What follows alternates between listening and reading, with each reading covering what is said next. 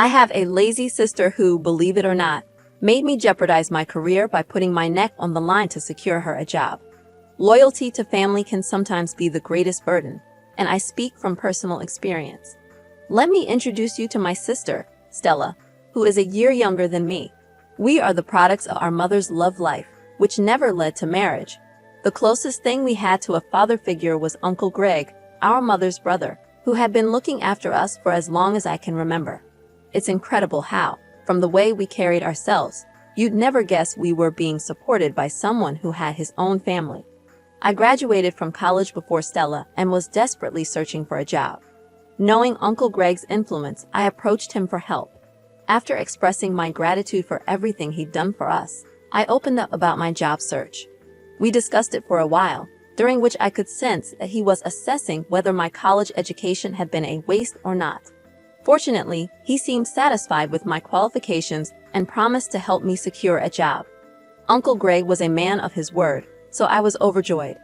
3 days later, he called and asked me to bring all my documents to a company. To my amazement, he had secured me a position as the head of human resources. This was beyond my expectations. I had zero experience and was fresh out of college. Nonetheless, I was determined to prove myself, not wanting to let my uncle down. A year later, Stella also graduated from college and embarked on her job hunt, which proved unsuccessful. I suggested that she visit Uncle Greg for assistance, and I planned to accompany her. However, my concern was that Uncle Greg, who had high standards, would be disappointed upon meeting my sister, a law graduate. I too was disappointed, but I knew I had to let Uncle Greg assess Stella for himself. We arrived at Uncle Greg's place, and he engaged my sister in a conversation. I remained mostly silent, and even I could tell that she appeared unrefined. Uncle Greg didn't say anything about my sister, but the disappointment in his eyes was evident. After some time, he promised to help her in her job search. 2 weeks passed, and Stella hadn't received a favorable response from Uncle Greg. She reached out to him, but he would merely say he was working on it. One evening, our mother and sister approached me for a discussion after I returned from work. Exhausted, I asked to have the conversation the following morning before I headed to work. They both woke me up early the next day, and Stella started by expressing her frustration with Uncle Greg, who she believed was taking too long to find her a job. I defended him, emphasizing how good he'd been to us and that she needed to be patient. Stella, however, insinuated that Uncle Greg was now playing favorites between us, citing how quickly he had found me a job, while she had waited for weeks. Our mother chimed in, suggesting a solution for Stella's joblessness. I was initially happy for my sister until I heard the proposed solution. Our mother suggested that I use my influence as the head of human resources in my company to hire Stella as a sales agent with a high salary. I was shocked and turned to Stella to see if it was a joke. Our mother further argued that it was only natural for someone in my position to do so. She claimed that since I was the head of my department, nobody would question the hire.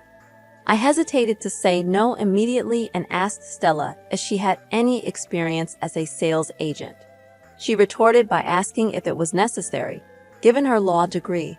It was frustrating to see her demand a job for which she lacked the qualifications and experience. To make matters worse, both she and our mother were insisting on a high salary for her. I made it clear to my family that what they were asking for was simply not feasible. I explained to my mom that Stella's law degree had no connection to my line of work. She raised her voice, insisting that I should look at the bigger picture, which, according to her, was the substantial salary Stella would earn once I secured the job for her. I pointed out that fulfilling their request could jeopardize my career, as it might appear as favoritism if my superiors found out I'd employed someone unfit for the job. My mother and sister, however, dismissed my explanation, accusing me of not prioritizing family success. This was when I truly understood the bondage that family loyalty could become. How could they insinuate that I didn't want our family to succeed just because I declined to risk my career for their sake? It felt like pure selfishness. I reiterated my earlier stance and prepared some food. The rest of the day passed in silence, but the discussion continued to weigh on my mind. There was no way I could accede to their demands. I hadn't even been on the job for 2 years, and it wasn't time to act like I owned the place. My mom and sister started giving me the cold shoulder, essentially trying to guilt trip me. I felt miserable in my own home, so I began intentionally coming home late to spend less time there. However, that tactic didn't improve the situation. I finally decided to seek advice from someone I knew would offer an unbiased perspective, Uncle Greg. One day, I stopped by Uncle Greg's place on my way home from work and shared everything that had been happening at home, except for the part where Stella accused him of playing favorites. Uncle Greg listened and assured me that getting a job for my sister was not a difficult task for him. He mentioned that he'd been stalling the process because he had doubts about her capabilities for the job, even in her field. He pointed out certain observations he'd made during their discussions, which I agreed with. Uncle Greg explained that if he recommended my sister for a job, it would put his own reputation at risk with his friends who were her potential employers. He made it clear that she didn't meet their expectations and could damage his standing. He also revealed that the talk of not wanting family success was an emotional ploy to manipulate and guilt-trip me into doing their bidding. He urged me not to sacrifice my budding career for my selfish sibling and suggested that I consider moving out of the house and renting my own apartment if the pressure became too much. Uncle Greg's words deeply resonated with me, and he was right. I needed to let my mother and sister understand that I was an independent person who couldn't be swayed in any direction they wished. But despite this realization, I couldn't bring myself to do it. I decided to make a one-time compromise for Stella's sake. One morning, I approached Stella and asked her to come to the office later that day to pick up her appointment letter. The relief in her demeanor was palpable, and my mother smiled, assuring me that I was making the right decision, even though I knew she was wrong. I was unknowingly setting myself up for a major disaster. Stella came to the office, received her appointment letter, and commenced work. However, the real issue was her lack of productivity, which was evident. The problem was that her role was not in her field of expertise. 2 months later, most of the staff began complaining about Stella's performance. I had to address the issue with my sister before it escalated further.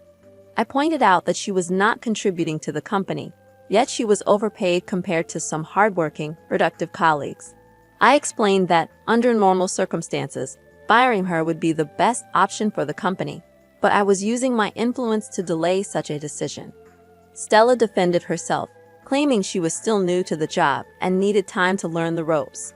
While her reasoning was understandable, the real problem was her lack of effort and enthusiasm. She seemed to be lethargic, simply waiting for payday. Just as I was about to dismiss her, she dropped the bombshell. Stella said she was considering taking a 1-month paid leave to attend to her health, despite no apparent health issues.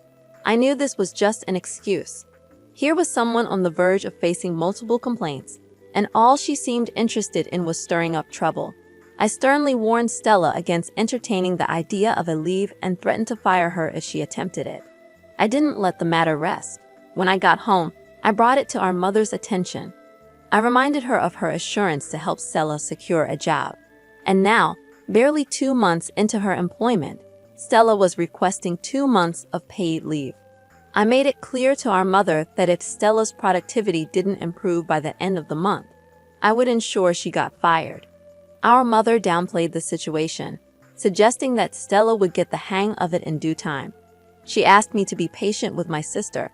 I agreed to give Stella the month to improve her productivity, and my course of action would be determined by her performance. I patiently waited for my sister to step up and be more productive, but it was a regrettable situation for both of us. Unfortunately, my superior got wind of the ongoing complaints and summoned Stella and me. During the review, it was revealed that Stella hadn't been productive since she started as a sales agent, and I had failed to take the necessary action, which would have been reporting the issue to management. My favoritism was exposed, and we were both immediately terminated. I began pleading for my job on the spot, but I was informed that the decision was final. Stella, on the other hand, rather than showing humility, stated that the job was beneath her, considering her educational qualifications, and walked out of the office while I remained on my knees, begging to retain my job. I regretted not heeding Uncle Greg's warnings. His predictions had become a reality, and I had allowed my sister to ruin my career. I returned home, A mixture of tears and anger in my heart, only to find Stella casually sitting on the couch with a bowl of popcorn, watching a movie, seemingly undisturbed by the whole ordeal. I immediately confronted Stella, and we started exchanging heated words. Our mother rushed to the scene, trying to calm the situation. At this point, Stella hadn't shared what had happened, and my anger was directed towards our mother. I began shouting at her, holding her responsible for emotionally blackmailing me into bringing Stella to my workplace. When she learned what had transpired, our mother raised her voice in return and demanded that I never speak to her in such a manner. I regretted that I had been disrespectful, but was unable to control my emotions at that moment. Feeling overwhelmed and wanting to avoid doing something regrettable, I ran out of the house. I didn't know where I was headed, but I knew I needed to be far away from them before my anger got the best of me. I stayed in a hotel for 3 days, crying and not hearing from my mother or sister. After a while, I decided to visit Uncle Greg. He was surprised to see me, especially on a weekday when I should have been at work. He asked about the issue, and I couldn't hold back my tears. It took some time for him to console me, and then I began telling him how I regretted not heeding his earlier warnings. What I didn't mention was that I'd been avoiding his house and calls ever since I helped Stella get the job, because I knew it would disappoint him, and I was right. Uncle Greg was initially upset with me for not listening, but his anger quickly turned to empathy as he understood the pressure of family expectations. He didn't want to discuss the matter further.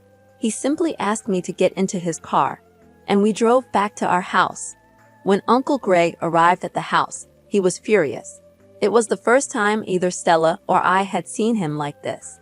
My mother, however, had grown up with her brother and wasn't surprised by his anger.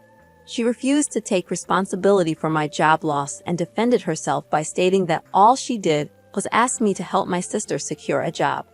She and Stella turned the tables on me, claiming that I hadn't guided Stella properly at work. Uncle Greg saw through their attempt to avoid blame and gave them a stern look before assuring me that everything would be okay. He promised to do everything in his power to help me find a new job. I thanked my uncle, who wasted no time in leaving the house. My mother, upon seeing her brother's departure, turned to me and called me a disgrace.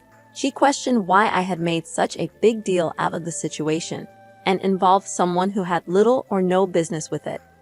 I couldn't respond the way my emotions wanted me to, so I simply went into my room and closed the door. It has been 2 weeks since the incident, and both my sister and I are jobless. I am not sitting idly, waiting for my uncle to work his magic. I am actively searching for job opportunities and hope for a positive outcome soon. In an update, I can say it has been extremely challenging staying at home with my sister and mother. They have both united against me, making me feel like an outsider in my own family. I returned last week from yet another unsuccessful job hunt, feeling frustrated and exhausted. It appeared that even my uncle was struggling to secure a job for me, and I couldn't blame him. If I had been wiser, I wouldn't find myself in this current disaster. After submitting my qualifications to a firm that promised to get back to me, I decided to rest on the couch for a moment. My short nap was abruptly interrupted about 5 minutes later when my sister started screaming in excitement. She deliberately came to the living room, dramatizing her joy, as if she was deliberately looking for trouble, as she often did. Our mother hurried to her, and she informed her, loud enough for me to hear, that she had been invited for an interview at a law firm. Our mother was thrilled for her, but I tried to mind my own business. However, my sister couldn't resist taking a jab at me, insinuating that she was achieving for herself what sisters and uncles, who claimed to be family, could not do for her. It was a clear reference to me and Uncle Greg. I couldn't allow her to add to my frustration, so I gave a sarcastic laugh, mentioning that people celebrated interview invitations as if they had already landed the job.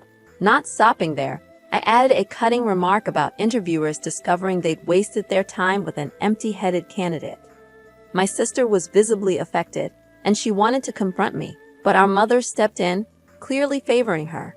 This didn't surprise me. I hadn't expected anything different.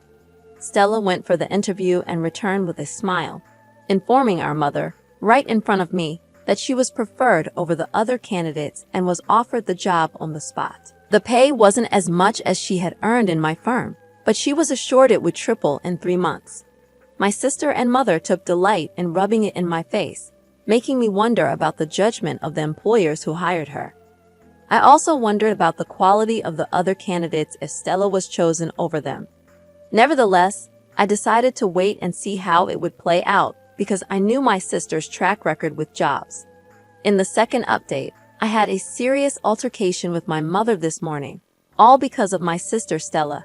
Since she got her job, my mother decided that no one else in the house, except me, should perform any chores, no matter how minor. I had tolerated it until this morning when my mother approached me and demanded that I do Stella's laundry. The demand was insulting, and I refused outright. I told my mother that I wouldn't touch my sister's clothing even if there was a gun to my head. My mother argued that Stella needed to focus on her new job, something she claimed I lacked. According to her, we should support her in any way we could. I asked my mother if Stella had ever done my laundry when I had my job. I finally told her that if Stella was too busy to do her laundry, she could do it herself or take it to one of the numerous dry cleaning services in the city. I retreated to my room, closing the door, feeling utterly humiliated. How could my mother demand that I do Stella's laundry? I decided to reach out to Uncle Greg and inform him about the humiliation I was enduring at the hands of my mother and sister. I was hoping for some good news, but amidst the torrent of insults I faced daily, my uncle revealed he was still trying to pull a few strings, though it might take time. He expressed his displeasure with the way my family was treating me and assured me he would talk some sense into my younger sister. One evening, as I was in my room, Stella returned from work and started arguing loudly over the phone. From her words, I gathered she was speaking to Uncle Greg. She rebuked him for meddling in our affairs and demanded he stay away from us.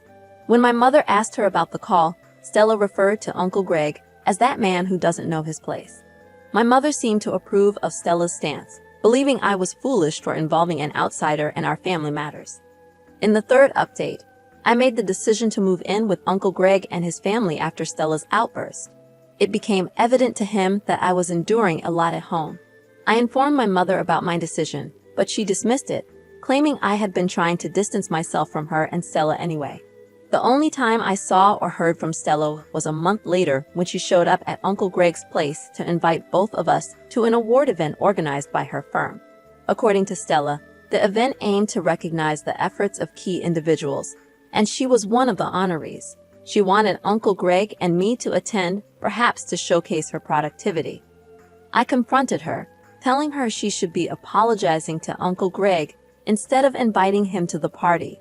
Stella, undeterred, made condescending remarks, claiming she was offering him an opportunity to witness her glory. I refused to attend the event, expressing my disgust at the entire situation. Uncle Greg tried to convince me otherwise, but I couldn't comprehend why he wanted us to attend a party that seemed nothing more than a charade. In the final update, everything fell into place. I finally understood why Uncle Greg insisted we attend Stella's party. In the end, despite the difficult situation, Uncle Greg insisted that I present myself at my best for Stella's party. Reluctantly, I attended the event alongside my mother. As the ceremony unfolded, individuals were recognized for their contributions. When it was Stella's turn, she confidently stepped onto the podium, radiating confidence.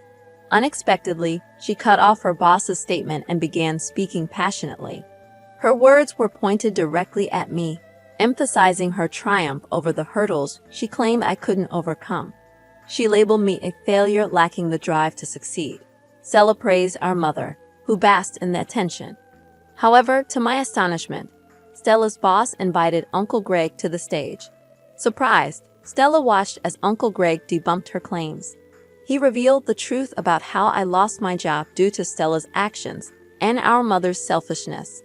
Uncle Greg disclosed that he orchestrated this scheme to expose Stella's lack of productivity. Stella was publicly fired on stage, drowning in shame. My mother hurriedly left, unable to bear the humiliation. Uncle Greg introduced me to influential people that day, assuring me that a job opportunity would emerge soon. I severed ties with my mother and sister, knowing they would likely come crawling back for assistance eventually. Looking back, I am grateful for Uncle Greg's support during this ordeal. If not for him, I might have faced this situation alone. Reflecting on this experience, I am overwhelmed by the twists of fate and the importance of having a strong support system. I welcome your thoughts on this story. What would you have done in my position? Consider this twist. What if I didn't have Uncle Greg to fall back on? Share your opinions in the comments below. My name is Mr. Redito, and I share drama stories every day, ranging from inheritance disputes to cheating tales. If you enjoy these narratives, don't forget to subscribe.